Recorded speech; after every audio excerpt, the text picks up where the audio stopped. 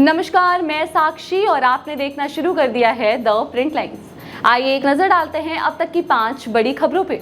जी हाँ, ये बड़ी खबर ग्रेटर नोएडा से है, जहां एक पाकिस्तानी महिला के अवैध रूप से ग्रेटर नोएडा के रबूपुरा क्षेत्र में रहने के विषय पर एसपी अशोक कुमार बताते हैं कि बूपुरा में हमें ऐसी सूचना मिली है कि एक पाकिस्तानी महिला पबजी खेलते हुए किसी लड़के के संपर्क में आई है। अभी हम इस सूचना की पुष्टि कर रहे हैं। अगर उसका कुछ पता चलता है तो जो भी विधिक कार्यवाही है उसके खिलाफ की जाएगी। महिला कहाँ है ये पता लगाया जा रहा है। पाकिस्तानी महिला की आने की सूचना थी, क्या कुछ मामला था पूरा?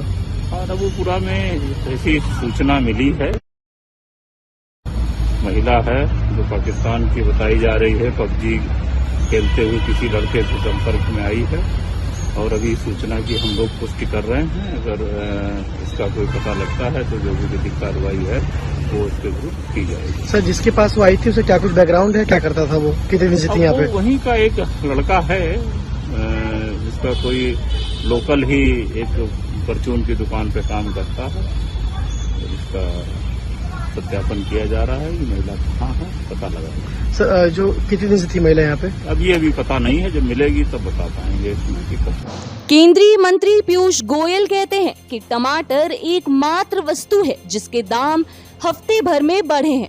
हम सब जानते हैं कि बेमौसम बारिश की वजह से टमाटर के दाम बढ़े हैं और जैसे ही हिमाचल और कर्नाटक से टमाटर आने शुरू होंगे उसके बाद दाम सही हो जाएंगे। आलू प्याज के दाम नियंत्रण में हैं। अगर हम पिछले वर्ष ही तुलना में देखें तो टमाटर के दाम उतने ही हैं जितने पिछले वर्ष इस समय थे। चल के भी संभावनाएं खुल जाएंगी।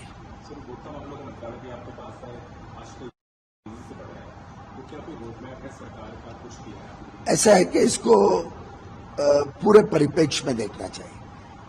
आपने कहा कि तेजी से दाम बढ़ रहे हैं, वास्तव स्थिति ऐसी नहीं है। टमाटर एकमात्र वस्तु है जिसमें हाल में हफ्ते भर में, और हम सब जानते हैं कि बारिश अनसीजनल बारिश हुई है, उसके कारण कीमतें बढ़ी हैं और थोड़े दिनों में जैसे हिमाचल से टमाटर आना शुरू होगा, कुछ इलाके हैं कर्नाटक के वहां से आएगा तो वो फिर एक बार सही दामों पे आ जाएगा। आलू का देखिए, प्याज का देखिए, सबके दाम नियंत्रण में। और मैं पिछले वर्ष की तुलना में अगर देखूं तो टमाटर भी वही रेट है एवरेज जो पिछले वर्ष इस समय था। प्याज और आलू के रेट तो पिछले वर्ष से कम है। हमने चावल हो, गेहूं हो, तेल हो, अलग अलग विषयों के ऊपर नियंत्रण रखा है और आज पूरा विश्व सराहना करता है कि भारत ने जो महंगाई पे कदम उठाए हैं वो वास्तव में राहत देते हैं जनता को और उसी के कारण हमारी महंगाई की दर अब फिर 4.25-4.5% पे आ गई है। जी हाँ, ये बड़ी खबर मुंबई से है, जहां राहुल कनाल युवा सेना नेता और उद्धव ठाकरे गुट के विधायक कहते हैं कि मैंने मुख्यमंत्री एकनाथ शिंदे से सुशांत सिंह राजपूत और दिशा सालियान की हत्या मामले की विस्तृत जांच करने का अनुरोध किया है और अगर मेरा नाम इस हत्या में शामिल आता है तो मैं राजनीति छोड़ने के लिए तैयार हूं।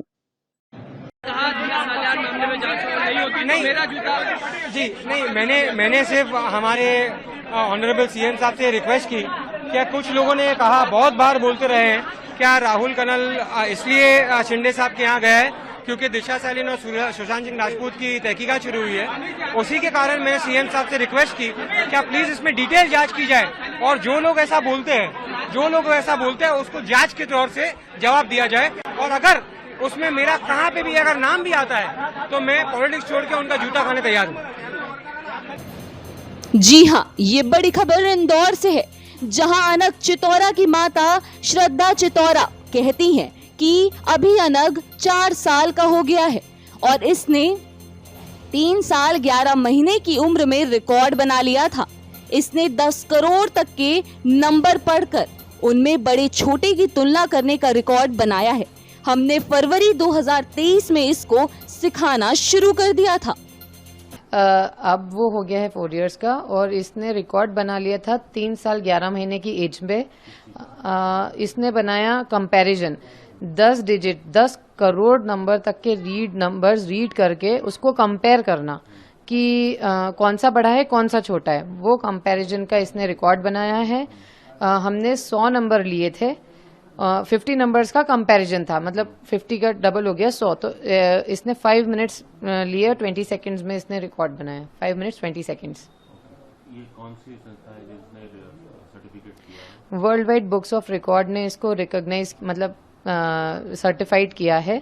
और ये कब से इसकी शुरुआत हुई मैथमेटिक्स की, क्योंकि अभी ये स्कूल भी नहीं जाता है? जी किस तरह शुरुआत हुई इसकी? हम लोगों ने शुरू किया था इसको फरवरी मिड में, आप समझिए फरवरी एंड में, 23 में, फरवरी 23 में।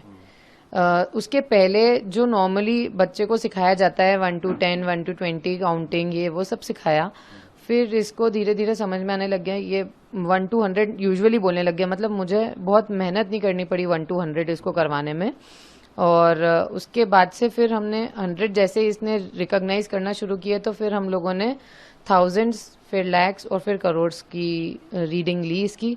तो इसने रीडिंग करी, फिर रीडिंग में हमको रीडिंग में सेटिस्फेक्शन आया, तो हम लोगों ने आगे कंपैरिजन, मतलब छोटे बड़े में सिंगल डिजिट का छोटा बड़ा देखा, फिर उसने ये भी बहुत इजीली किया। अभी वो एडिशंस वगैरह भी बहुत अच्छे से कर लेता है हैंड कैलकुलेटर के थ्रू, और फिर इसने बड़े बड़े कंपैरिजंस बहुत इजीली किए। जी हाँ, ये बड़ी खबर सीलमपुर से है, जहां भजनपुरा में हुई पीडब्ल्यूडी की कार्रवाई पर एसडीएम शरद कुमार बताते हैं कि ये भजपनपुरा इलाका है, इसमें एक हनुमान मंदिर और सड़क के बीच एक मजार थी। हमने आज की कार्रवाई में दोनों को हटाया है। ये पीडब्ल्यूडी की सड़क है और हमने 15 दिन का नोटिस दिया था, जो 15 मई को खत्म हो गया था।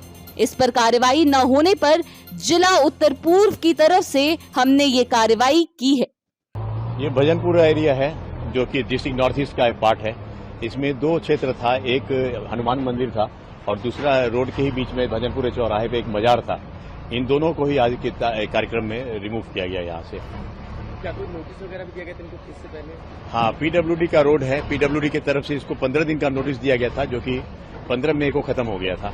वो सूचना इसलिए देना जरूरी था ताकि कमिटी अपने मर्जी से अपने हिसाब से इसको अपने आप हटा ले, लेकिन चूंकि उस पर कोई कार्रवाई नहीं हुई, इसलिए डिस्ट्रिक्ट नॉर्थ ईस्ट की तरफ से आज ये टास्क फोर्स के अंदर ये कार्रवाई की गई है, जिसमें डिस्ट्रिक्ट डीसीपी नॉर्थ ईस्ट ने भी बहुत अच्छी व्यवस्था की हुई थी।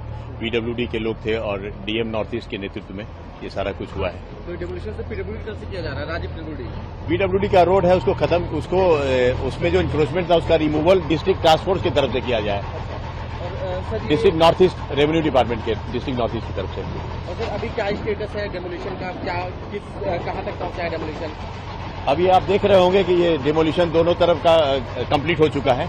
अभी ये लास्ट का मलबा जो है बस इसको रिमूव किया जा रहा है ताकि सुचारू रूप से यहाँ का ट्रैफिक चलते रहे। कब तक से ट्रैफिक चल जाएगा? कोई एक्सपेक्टेड टाइम कब तक चल जाएगा? आज ही दोपहर से आप ये ट्रैफिक चलेगा।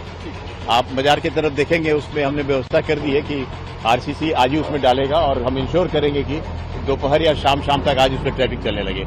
ऐसी ही महत्वपूर्ण खबरों के लिए देखते रहिए the print lines. Camera person Saud Ansari के साथ मैं साक्षी।